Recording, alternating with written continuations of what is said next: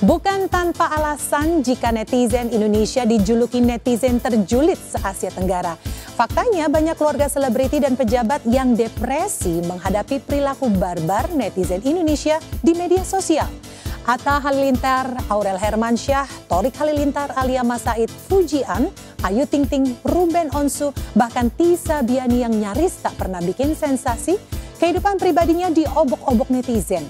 Lantas, apa kata Ayu Ting Ting ketika kegagalan pernikahannya dengan Letu Muhammad Fardana yang dianggapnya sebagai berkah, malah digoreng sebagai karma oleh netizen? Mengapa banyak netizen yang menilai Boy William bahagia melihat Ayu lagi-lagi gagal nikah? Apa kata Tisa Biani dan Mahalini tentang netizen yang berusaha mengadu domba mereka dengan Fujian?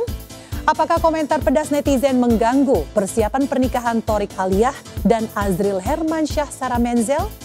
Benarkah ulah netizen memperparah gangguan emosi yang diderita sejumlah selebriti kita? Dan mengapa pakar media sosial seolah menyebut netizen Indonesia memiliki kekuatan super untuk melakukan kontrol sosial dan menjadi polisi moral? Bersama saya, Donna Arsinta, kita akan membedah dampak perilaku barbar netizen terhadap sejumlah selebriti kita. Pemirsa, inilah berita artis ternama Barista.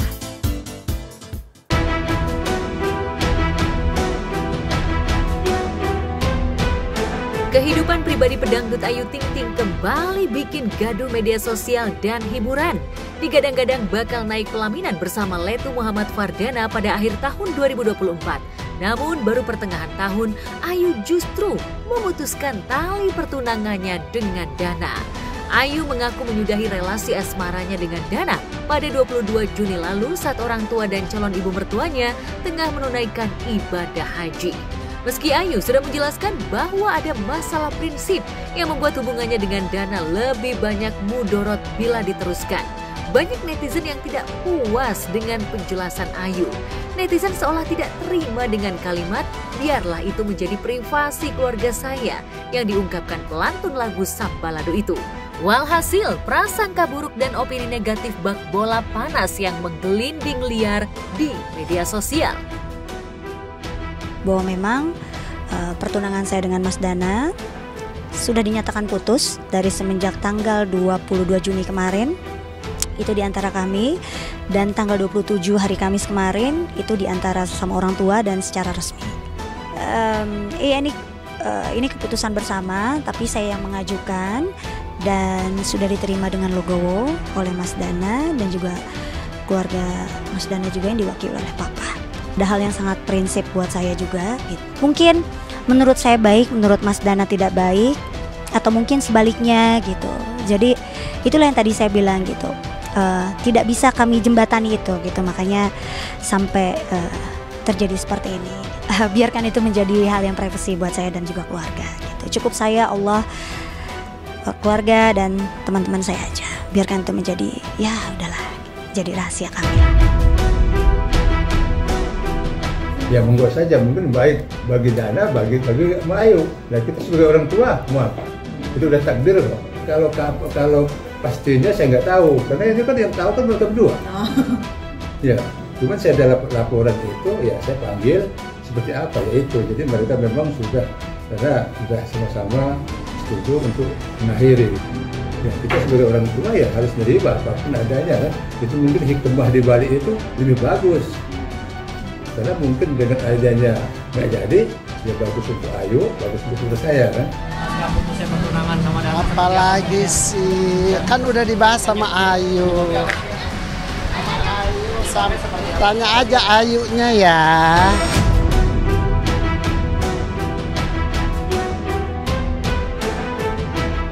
Awal tahun lalu ketika pesta pertunangan Ayu dan Dana bocor alus ke hadapan publik, netizen pun mencibir.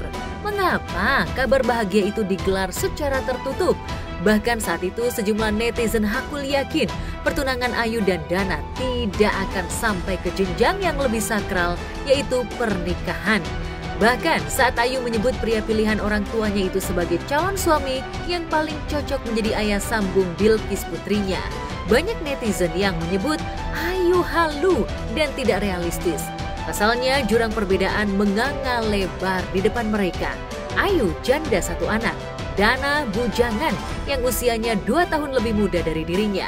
Ayu seorang diva dangdut dan presenter laris yang punya kesibukan segudang. Sementara Dana adalah perwira muda TNI yang kerjanya diatur negara. Baru sebulan bertunangan, Ayu juga harus LDR dengan Dana yang ditugaskan ke Papua.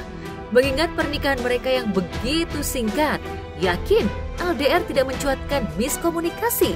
Begitulah sentilan netizen terhadap Ayu.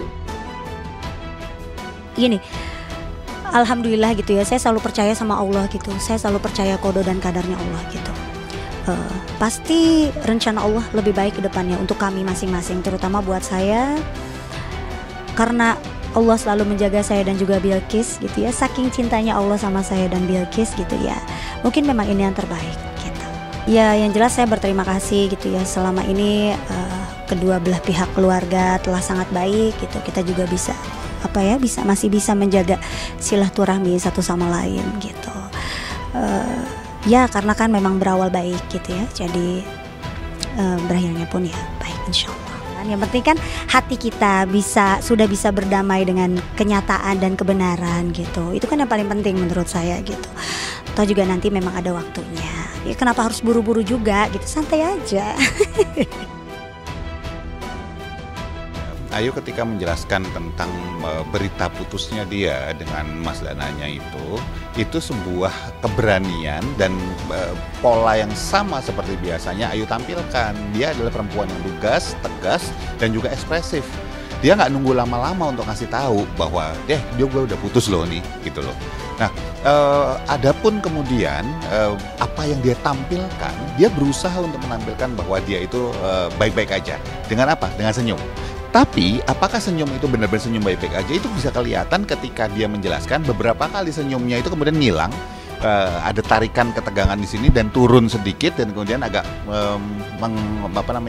mengerut di sini di bagian bibir sebelah sini. Itu menandakan bahwa dia itu sebetulnya masih sedih dan sakit.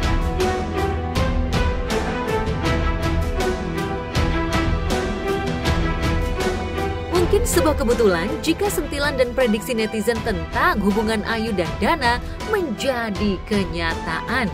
Poin penting dari alasan putusnya Ayu dan Dana tentu saja hal-hal prinsip yang tidak bisa dijembatani, yang dinilai Ayu bisa menjauhkannya dari Tuhan bila prinsip itu ditoleransi. Sehingga Ayu tak bisa memaafkan kesalahan itu. Saya bilang kalau memang belum jodohnya mau gimana gitu kan, ya mungkin memang ini yang terbaik untuk saya dan juga Bilqis ke depannya gitu. Ya sudah menjadi qadarullah-nya Allah gitu ya. Ya itu yang tadi saya bilang gitu, karena memang ada beberapa hal prinsip gitu ya yang tidak bisa kami satukan gitu. Jadi ya mungkin ini memang jalan yang terbaik gitu aja sih. Kalau ditanya siapa yang salah, ya mungkin aja bisa aja saya yang salah gitu, karena menurut saya prinsip adalah prinsip ya gitu. Segala sesuatu yang menjauhkan saya dan anak saya dari Allah, buat saya itu prinsip gitu, dan itu harga mati buat saya gitu.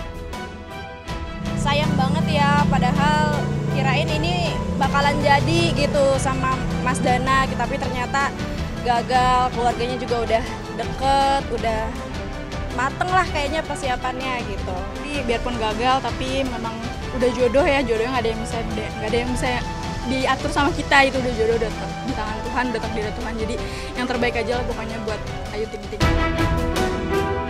Punya penggemar fanatik yang tergabung dalam I Think Licious, Ayu tak mau penggemarnya terpancing oleh provokasi netizen. Satu hal yang dipelajari Ayu dari pengalaman pahit di masa lalu adalah gercep mengklarifikasi putusnya pertunangan dengan Dana. Ayu tidak mau keluarga, sahabat, bahkan tetangganya pun ikut repot menghadapi awak media. Seperti yang pernah terjadi saat dirinya membatalkan pernikahan dengan Adit Jayusman pada Februari 2021 silam.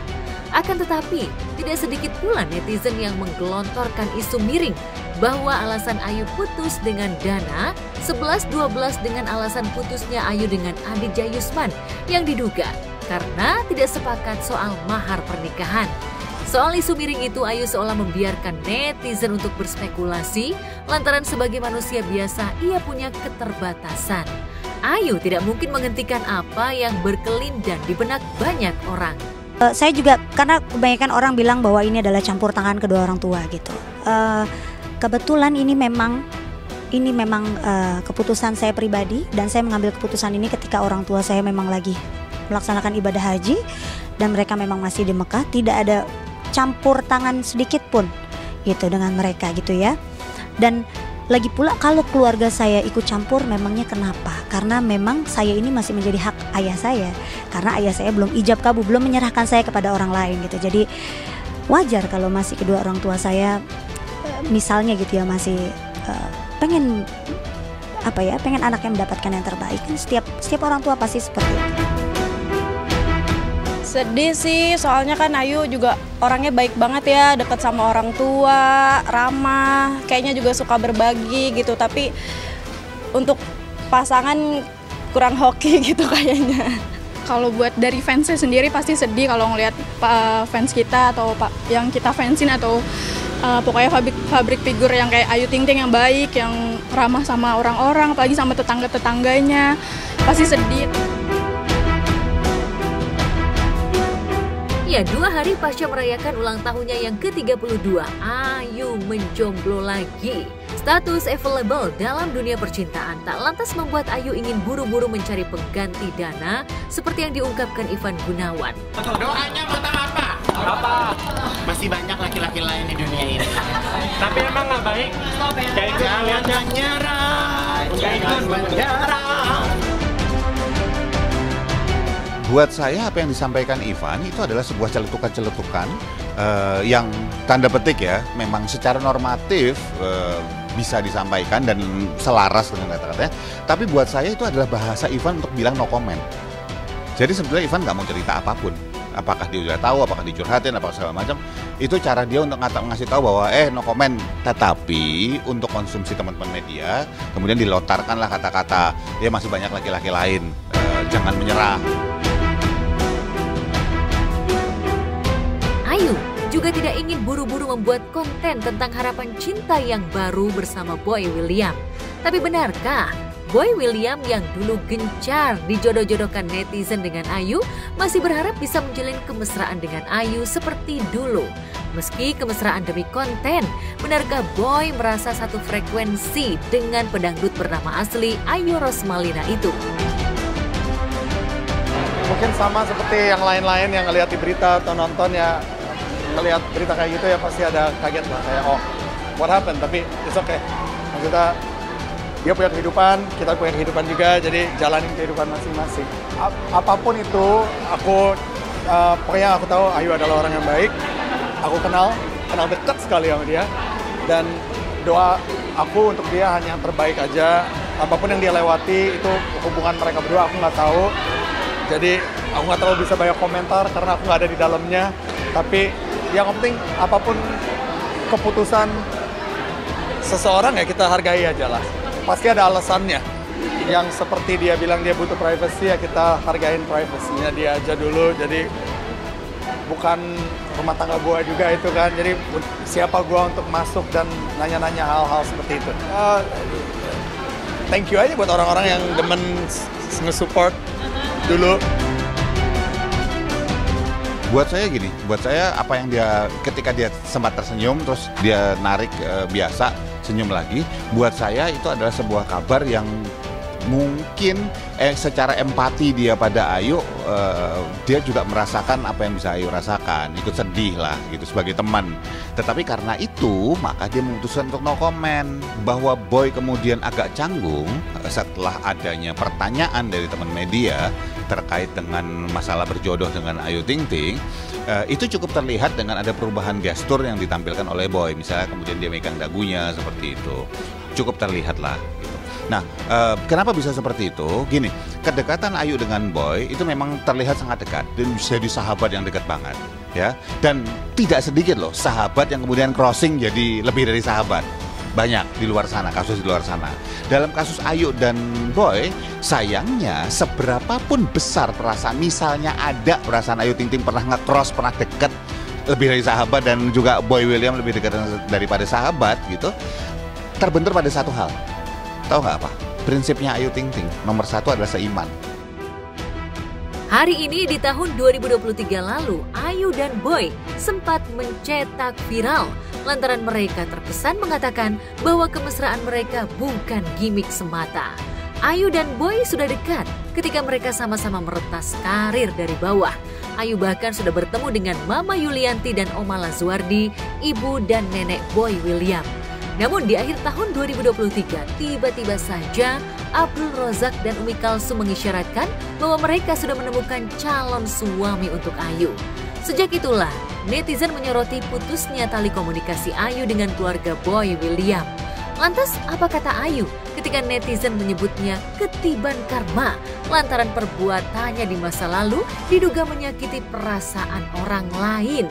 Ya itu dia, makanya jangan saling menggoreng lagi satu sama lain. Di sini sudah saya jelaskan, kalau bisa nih jangan dipotong satu sama lain, maksudnya jangan dipotong-potong gitu, jadi biar nggak digoreng lagi sama satu sama lain gitu ya, karena memang semuanya baik-baik. Saya pun dengan Papa masih menjaga komunikasi dengan sangat baik. Saya sangat menghargai beliau dan sangat menghormati beliau. Beliau sangat baik pada saya dan keluarga. Saya sangat menyayangi beliau, sudah seperti orang tua saya sendiri gitu. Jadi ya semuanya memang sudah kadarullahnya, memang belum jodoh gitu. Jadi ya, kalau bagi kita nggak ada yang mau negatif-negatif. Kalau netizen ya silakan aja, itu pendapat mereka. Itu orang ada yang senang, ada yang enggak. Itu nggak masalah. Itu wajar, nggak masalah kok. Yang penting dari kita nggak ada itu. Nah saya itu hidup sendiri tuh udah lumayan lama ya, 11 tahun gitu. Jadi di situ juga saya belajar gitu. Jangan sampai saya gagal lagi. Jangan sampai saya gimana lagi. Pengennya kan sekali seumur hidup sudah gitu, panjang selamanya gitu kan. Itu yang saya pikir. Saya juga banyak belajar kok.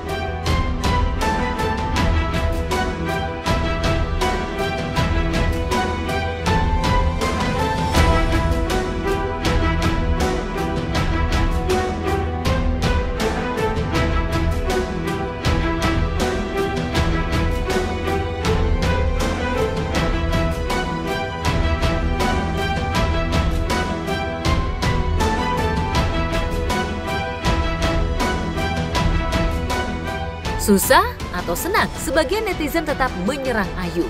Namun Ayu bukanlah biduan bau kencur yang auto ngedrop saat dihujat netizen. Pedangdut asal Depok City itu percaya bahwa sepahit apapun suratan takdir yang dijalaninya adalah yang terbaik bagi Tuhan yang Maha Menentukan. Apa doanya? Apa coba pengen tahu doanya? Apa? Penjodoh. Sehat. Ntar kalau lagi sholat Tante Ayu cuma minta doanya doang, ingat ya, biar Tante Ayu sehat, panjang umur sekeluarga, banyak rezeki, cepet dapet jodoh. Itu doanya ya, jangan lupa ya toh, ya, ingat nggak? Ya Allah, semoga Tante Ayu dapet jodoh ya Allah, gitu. Nah, kita ikutin aja jalan yang Allah kasih buat kita, nikmatin yang tadi saya bilang juga, syukurin, dan ya jalanin aja lah. Kehidupan kan harus tetap berjalan. Iyalah, fokus anak aja lah, ntar sampai nanti tunggu jodohnya datang sendiri. Enggak sih ya, anak-anak nggak bertanya apa-apa ya, dan Bilqis juga nggak ada omongan apapun sih gitu. Paling dia karena dia tahu mungkin ya, jadi paling semangat bunda gitu, Iki sayang bunda gitu aja sih. Saya tidak melihat bahwa tatapan mata ke bawahnya itu ada sebuah hal yang spesifik, justru malah ekspresi di wajahnya yang memberikan penjelasan bahwa dia masih sedih dan misalnya dia masih merasa sakit. Tatapan mata ke bawahnya itu adalah ketika dia sedang merasakan apa yang sedang dia ceritakan. Jadi misalnya cerita tentang apakah tentang Bilqis, apakah tentang kemudian prinsip-prinsip yang tidak bisa, pokoknya harus gitu, nggak bisa dia kompromi dalam hal itu gitu. Nah itu dia ngerasain, bisa jadi ngerasain dan mengingat waktu misalnya diskusi, atau mengingat prosesnya, atau mengingat betah ketika dia ngambil keputusan dan ngerasa sakit, merasa dan mengingat perasaan tersebut.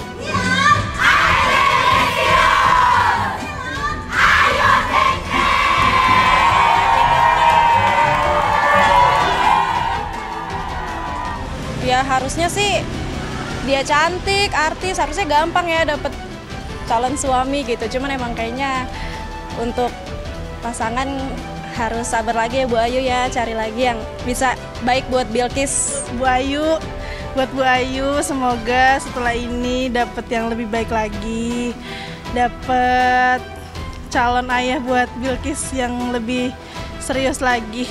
Ya senang lah, maksudnya alhamdulillah saya punya keluarga, punya teman-teman gitu ya di sekitar saya yang selama ini sangat menyayangi saya dengan baik gitu.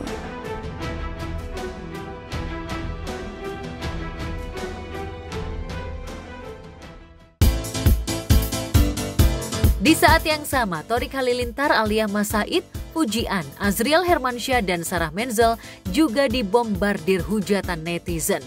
Apakah persiapan nikah Thorik Alia dan Azriel Sarah terusik oleh perilaku barbar netizen?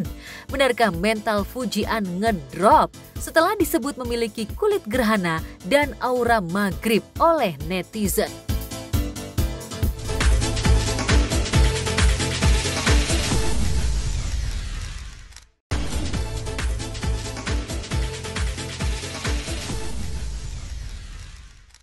Tak cuma Ayu Ting Ting, Fujian menjadi bulan-bulanan netizen meski ia punya penggemar Spartan yang siap pasang badan membelanya.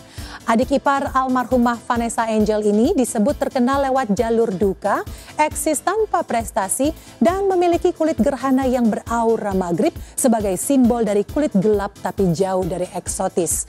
Attitude Fuji juga dipertanyakan netizen, terutama sikapnya terhadap Alia Mas Said dan Thorik Halilintar, mantan kekasihnya.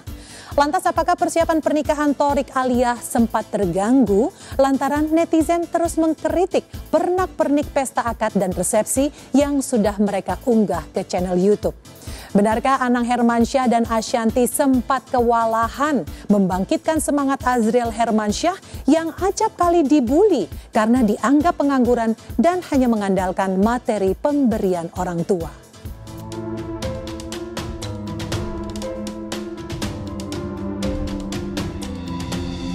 Pemirsa, tak hanya Ayu Ting Ting yang kerap menjadi bulan-bulanan netizen. Fujian, adik ipar almarhumah Vanessa Angel, dituding netizen terkenal lewat jalur duka.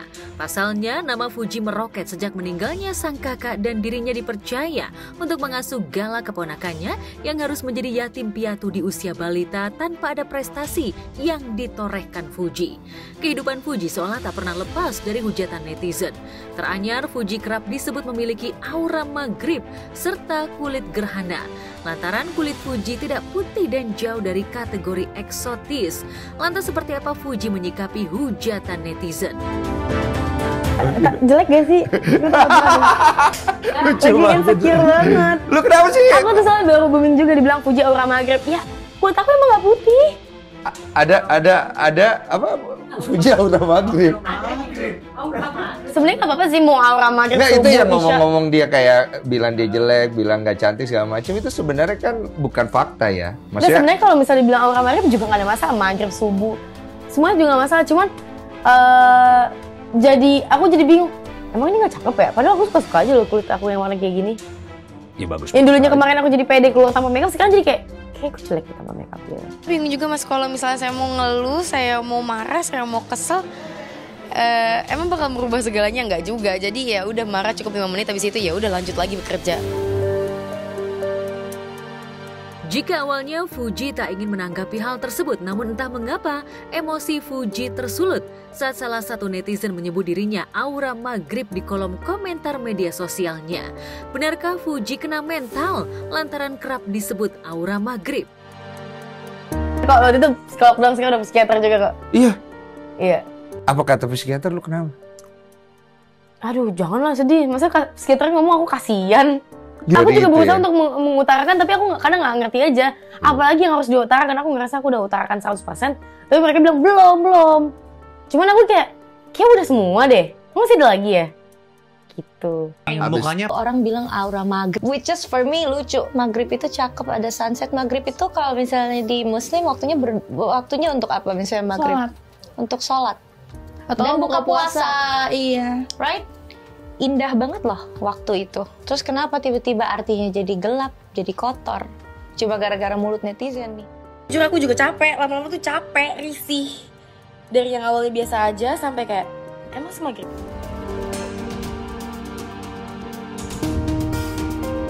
Sebutan aura maghrib yang kerap dilayangkan netizen ke Fuji rupanya menjadi pembahasan hangat sederet selebriti. Deddy Corbuzier dalam podcastnya bersama Vidi Aldiano, Al Rumi dan Tisa Biani juga tak mau ketinggalan membahas perihal aura maghrib yang kerap dialamatkan ke Fuji. Namun, obrolan tersebut rupanya membuat Tisa Biani dibombardir hujatan netizen Fuji terkait fans garis kerasnya yang menyerang Tisa. Bahkan aku blok. Iya, kalau ada netizen lah, kita bilang netizen ya. Netizen tuh yang nyerang si ini, kamunya yang kena, ya kan? Emang selalu kenal sana sini aja sih. Iya. Jadi kayak ini fansnya Fuji nih, udah jadi negatif aku gitu. Aku ngomong kayak gitu, tapi aku juga nggak tahu kan, kadang fans sama haters itu juga bersampingan gitu ya, kadang sulit juga membedakan. Fans nggak haters aku juga nggak ngerti, Bang Densu. Aku nggak mau mengkubikalkan itu karena perasaan orangnya bisa berubah dalam 1 detik loh. Iya. Yang fans bisa jadi haters, haters bisa jadi fans dalam 1 detik. Di sisi lain, attitude Fuji yang dianggap tak memiliki etika dan sopan santun juga membuat netizen makin gencar menghujat Fuji. Apalagi melihat sikap Fuji saat bertemu Thorik Halilintar, mantan kekasihnya, dan juga Alia Mas Said di sebuah acara. Fuji yang kala itu bertemu dengan Thorik dan Alia terlihat membuang muka dan bersikap acuh. Sikap Fuji tersebut tentu saja membuat netizen geram. Itu dia, aku latihannya cuman bercanda-bercanda, Kak. Lagi gitu deh. Makasih ya. Maaf ya. Terima kasih teman mereka. Terima kasih.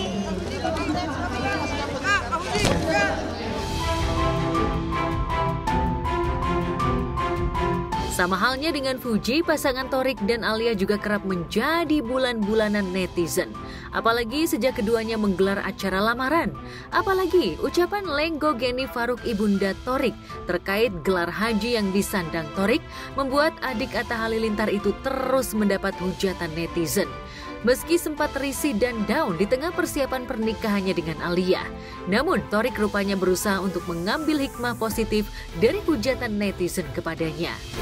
Assalamualaikum dari itu sebenarnya tujuannya lebih ke bercanda apa sebenarnya serius sih bercanda ya. Tapi apapun alasannya ya, itu yang berhak jawab sebenarnya kan Umi kan ya. Tapi dari dulu itu tuh jadi bercandaan kita sih. Oh iya, jadi lucu-lucuan sih. Iya. Paham gue.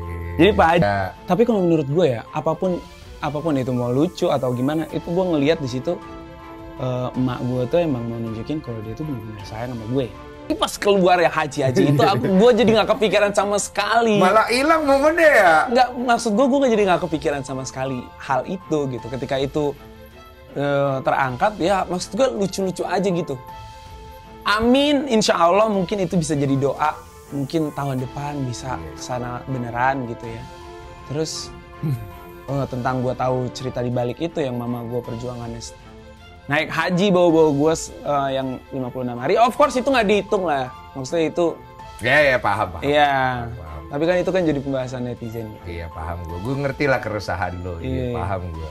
Cuma ini gue. Jadi itu ya makanya kemarin pas gue menang badminton gue bercandain balik gitu. Alhamdulillah hari ini Pak Haji menang. Gue bilang gitu. Iya jadinya lebih ke guyon ya. Iya. Kalau terus mungkin netizen juga beranggapannya ada beberapa yang guyon, ada yang pengen kesel aja gitu kan. Supaya orang juga tahu kalau lu juga tidak baper dengan hal seperti itu. Enggak, nggak apa-apa. Kalau gue mau panggilan baru gue Pak Haji nggak apa-apa insya Allah.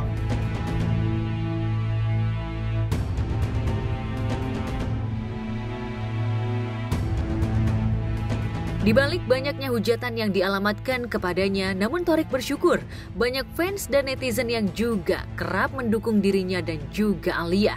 Thorik dan Alia seolah ingin fokus mempersiapkan pernikahan mereka yang akan digelar sebentar lagi. Jika sebelumnya Thorik sudah menyiapkan rumah baru untuk Alia, lantas kejutan apa lagi yang akan dipersiapkan Thorik untuk calon istrinya? Nah kan lu udah mau nikah nih. Tanggal berapa jadinya nikahnya? Kan lu tahu, Beb. Oh, udah gue tahu. Nih, diem ya guys, karena ada yang ngasih tahu. Tanggal 40-an ya. Gimana? Persiapan udah lancar? Lancar, alhamdulillah. Tadi gue baru ngeliat venue. Udah lihat venue? Venue ini buat konser? Oh, siraman. Itu bukannya ini ya? Kalau di Padang kan nggak ada siram-siram. Kenapa lu pakai siram-siraman? Kan kita menghormati budaya perempuannya.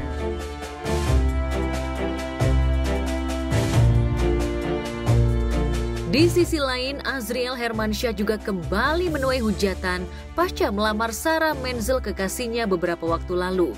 Netizen menganggap adik Aurel Hermansyah ini disebut sebagai pengangguran dan tak memiliki pekerjaan. Lantaran selama ini, Azriel tak pernah terlihat bekerja ataupun menunjukkan bisnis yang dimilikinya. Hal inilah yang membuat netizen menganggap Azriel belum layak untuk menjadi seorang suami. Lantaran tak memiliki pekerjaan dan hanya memanfaatkan harta orang tuanya. Wajar saja jika netizen menganggap Azriel hanya mengandalkan harta dari orang tuanya. Pasalnya selama ini, Azriel tak pernah menunjukkan pekerjaan atau bisnis-bisnisnya ke publik. Lantas, apa tanggapan Anang Hermansyah terkait Azriel yang dianggap tak layak menikah lantaran dianggap pengangguran? Benarkah di usianya yang masih muda, Azriel sudah memiliki sederet bisnis? Udah semakin dewasa, kelihatan dia semakin kan kerjanya sekarang giat, kelihatan aktif di sosial medianya, kelihatan bisnisnya udah mulai berjalan. Doain aja ya dari netizen sama teman-teman, doain aja biar. Kalau mereka berdua sih tergantung akunya, maunya mana, mereka selalu support sih, harus support. Dia support banget sih mau aku, dia selalu yang nyemangatin aku sih. Kalau kita sama gini, kalau kita sih sama anak tuh masalah pilihan hidupnya tidak terlalu banyak mau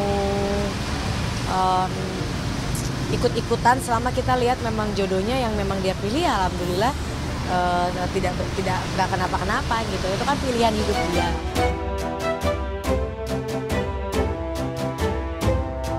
Ya, Azriel memang bukan kali ini saja mendapat hujatan dari netizen. Beberapa waktu lalu konten Azriel juga menjadi sorotan lantaran Azriel dianggap tak menghargai Krisdayanti sebagai ibu kandungnya dan lebih menyayangi Ashanti. Hujatan netizen rupanya sempat membuat Azriel down. Bahkan Ashanti ibu sambungnya sempat kewalahan untuk membangkitkan semangat Azriel untuk bisa tetap eksis dan bertahan dengan karya-karyanya.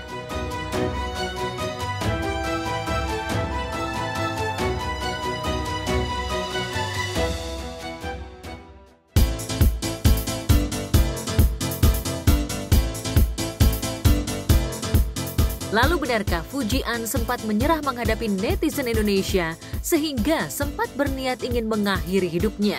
Benarkah Fajar Setboy dan Halda Rianta sempat tidak mau melanjutkan karir mereka karena tak tahan membaca komentar pedas netizen?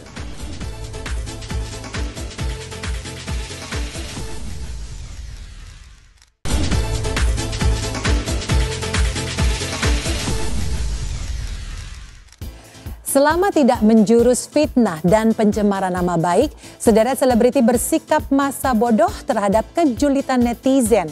Tetapi belakangan, opini yang digiring netizen bisa membuat sejumlah artis kehilangan job, mengalami kerugian moral dan material. Bahkan artis yang mengalami gangguan mental seperti Fujian yang mengidap Attention Deficit Hyperactivity Disorder atau Marshanda yang mengidap bipolar sempat terpuruk karena dibayang-bayangi hujatan netizen. Fuji dan Marshanda bahkan sempat ingin mengakhiri hidup mereka. Tetapi benarkah perilaku netizen bak pedang bermata dua bisa menaikkan karir selebriti dalam sekejap dan bisa pula menenggelamkan pamor selebriti secara kilat? Di era digital, haruskah dibiarkan bila netizen bertindak sebagai polisi moral dan mengarahkan kontrol sosial?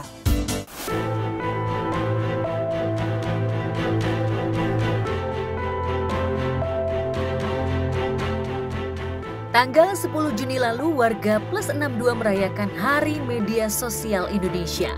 Momen yang diperingati sejak tahun 2015 itu mencuatkan perasaan miris. Karena dari tahun ke tahun, netizen Indonesia seolah tidak berubah dalam hal kesopanan dalam bermedsos.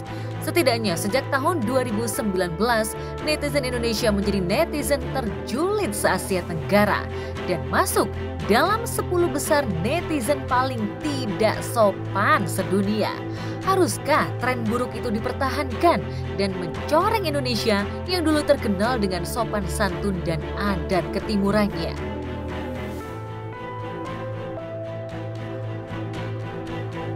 Jangan so tahu jadi netizen. Kan apa kehidupan masing-masing dia yang tahu sifat-sifatnya masing-masing. Pokoknya buat netizen diem aja deh. Pokoknya jangan so tahu lah intinya, jangan so tahu, jangan ikut campur, itu urusan masing-masing. Kalau netizen tutup mulut aja, jangan banyak ngomong lah.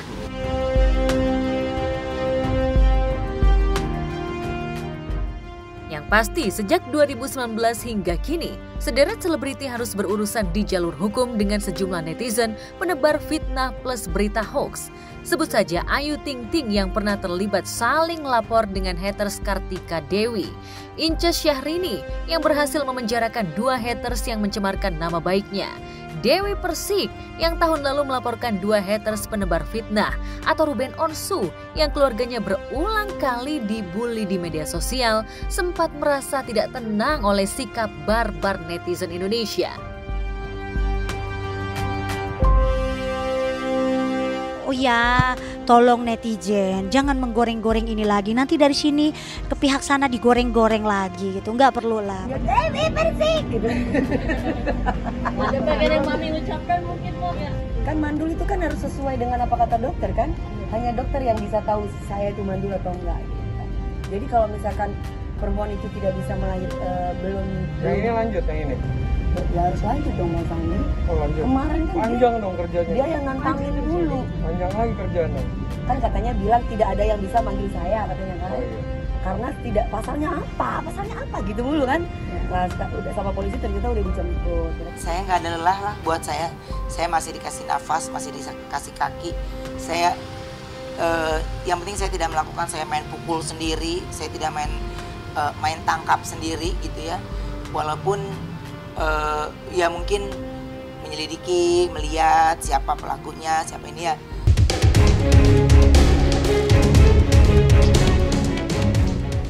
Bukan lebay atau terlalu diada-ada ketika sederet selebriti mengaku merasa dirugikan secara moral dan material oleh kejulitan netizen.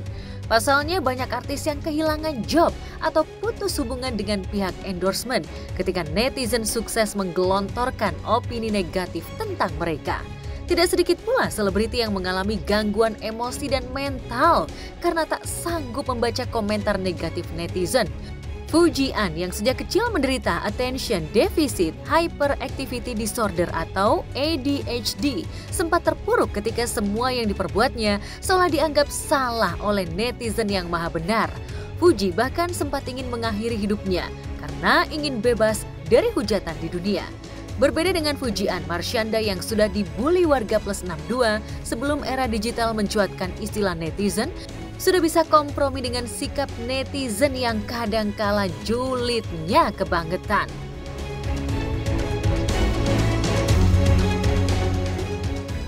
Orang tuh badannya kayak enak ya punya duit banyak, enak ya terkenal, enak ya mau apa-apa tinggal gini doang. Tapi nggak ada yang nanya kayak lu dulu sehancur apa gitu loh, jarang. Satu kan kehilangan, itu hancur banget. Hancur banget. Ya, gue tahu tuh, gue ngikutin. Yang kedua, apalagi yang kau takutkan? Apa ya? Aku takut mati kali ya. Karena waktu itu kayak di posisi kayak, aduh gue capek banget deh. Kayak dulu tuh semua orang nyalain aku ngerasain gitu ya. Nyalain kamu kenapa dulu? Gak tahu, aku jujur pas awal-awal naik itu aku takut banget. Kayak takut banget disalahkan gitu, dan benar semua orang nyalain aku kayak bilang musibah lah, kayak tumbal lah, atau kayak memanfaatkan keadaan lah, inilah itulah. Alah, terkenal gara-gara abangnya meninggal doang, bangga. Aduh nggak ada cakep-cakepnya nih orang, ngapain sih di sini? Lihat apa tuh mukanya kayak apaan sih? Lutut hitam, dengkul hitam, terus kayak ya elah nih numpang tenar doang. Ya sebenarnya banyak yang ngomong kata-kata kasar sih. Ini kata-kata kasar nanti disensor gak sih? Disensor nanti. Itu kayak bahkan yang ti aja gak sih? Kayak lu ti aja gak sih? Lu pah banget ya FYP gue, kayak emang aku yang ngatur FYP ya? Gitu. Macem sih yang aku rasain sampai bener-bener drop banget, sampai nangis, sampai kepikiran hal-hal yang suicidal juga sempat. Ketika seseorang merasakan bahwa sumber daya yang dimilikinya tidak cukup untuk mengatasi permasalahannya, maka dikatakan orang tersebut mengalami stres. Ada juga yang kita sebut dengan misalnya bipolar. Bipolar itu adalah seseorang yang memiliki ekstrim ya emosinya, dari yang depresif ya, jadi merasa tertekan dan merasa justru bahagia. Jadi ada episode di mana orang mengalami rasa bahagia dan rasa tertekan atau depresif itu secara cepat gitu, dan ada episodenya, bisa per bulan, bisa per 6 bulan, bisa per minggu gitu, dan biasanya tanpa sebab.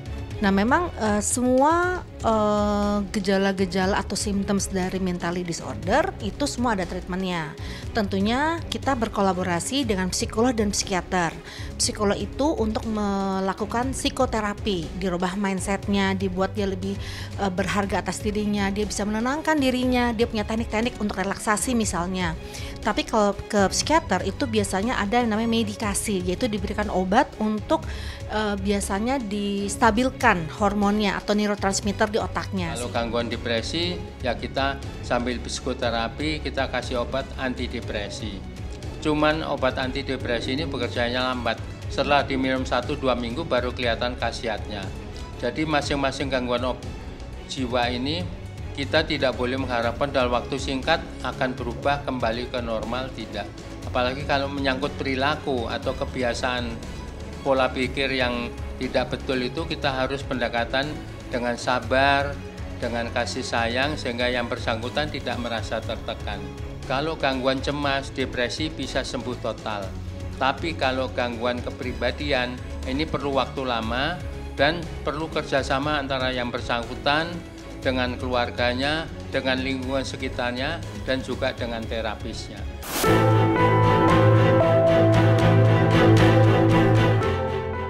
Iya, tak selalu negatif tentang netizen Indonesia. Faktanya banyak selebriti yang namanya meroket secara instan berkat pujian setinggi langit dari netizen. Sebut saja Fajar Sad Boy dari Gorontalo atau Halda Rianta, adik komika Arafa Rianti yang dinilai punya bakat melawak seperti sang kakak. Tanpa validasi dari netizen Indonesia, belum tentu Fajar Sad Boy dan Halda Rianta yang punya keterbatasan pengetahuan bisa hits seperti sekarang. Netizen Indonesia juga punya kekuatan super untuk mengusung artis idola mereka menjadi artis terfavorit di berbagai ajang penghargaan bergengsi.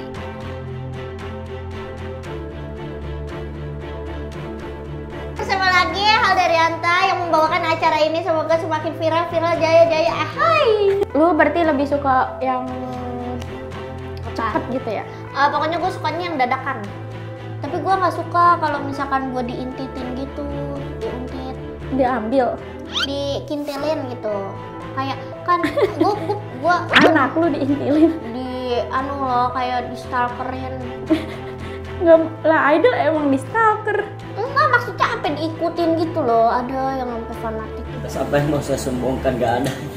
Biasanya nanti kalau udah naik jadi artis, panggil sini, pas panggil sini nggak mau, sombong. Iya, saya tahu. Jangan sombong.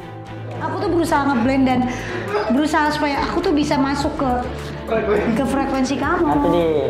Nanti kita ungkapkan perasaan kita di luar kamera ya. Takutnya mereka yang yang videoin kita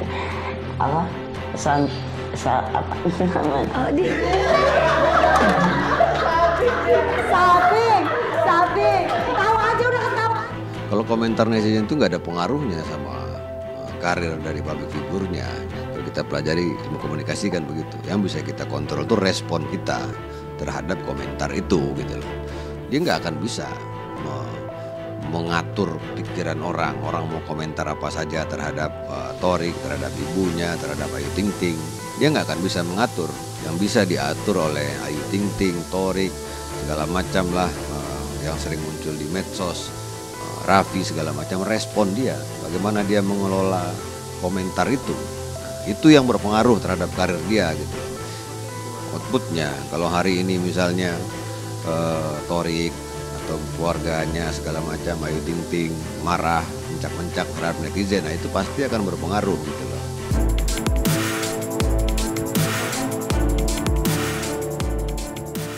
Sebagai bagian dari Warga Plus 62, netizen Indonesia dianggap memiliki kontribusi dalam hal kontrol sosial, memotori perubahan, mengawal kasus hukum yang berdampak pada hajat hidup orang banyak, bahkan mempengaruhi kebijakan pemerintah. Tapi haruskah netizen menjadi polisi moral bagi dunia hiburan?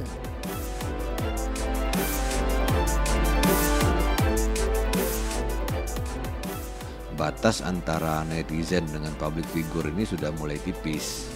Tidak seperti tahun 90-an, 2000-an gitu. Artinya semua orang sekarang punya kesempatan untuk muncul di layar kaca gitu. Di layar digital gitu. Tidak ada lagi ketergantungan dengan apa yang disebut dengan media konvensional dan lain sebagainya. Hubungannya itu sekarang setara, equal. Jadi tidak, orang sudah mulai menyadari kalau gua ngefans sama orang apanya yang gua harus ngefans. Biasanya kan orang ngefans karyanya, ya kan. Tidak semua orang ngefans hanya karena lu sering muncul di layar digital.